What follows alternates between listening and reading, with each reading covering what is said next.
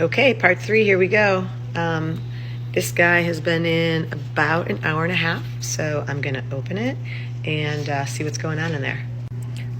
So I'm getting ready to baste, and as you can see, there's not a lot of drippings now.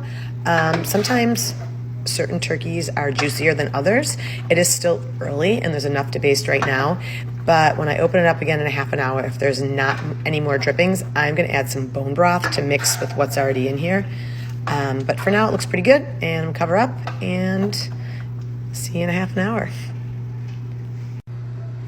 All right, 2 hours down, and look at the juice. So, like I said, sometimes you just have to give it a little bit more time.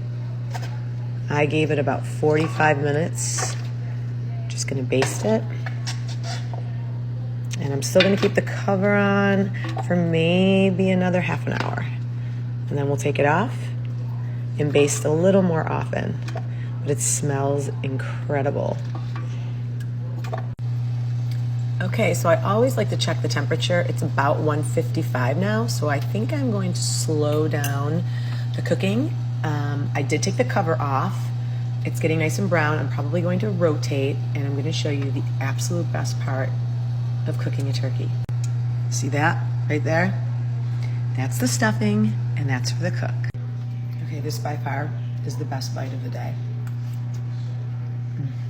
And here we have ourselves a perfectly done bird at 165 degrees.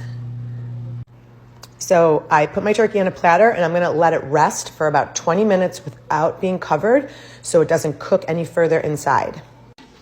And crazy enough, this is how my father always covered our turkey. You use an old towel. That's cleaned, of course. Put the top on with a little tin foil, and you keep it here for an hour and don't touch it. I think I'm going to show you how I make my turkey. These are all the drippings that were falling off the turkey. So I'm going to mix up my flour and water mix, and I turn the heat on, and we're just going to let this come to a boil. Make sure you get all of those drippings out from the bottom.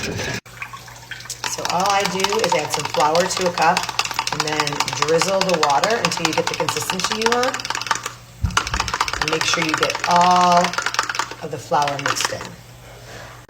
Now once it's starting to boil, you slowly add some of your roux, and then you mix it with the fork. And as the water boils, it will thicken, and you just add your flour mixture to the consistency that you want. Once it's thick and velvety, you just strain it, and you have the perfect gravy. About to go down.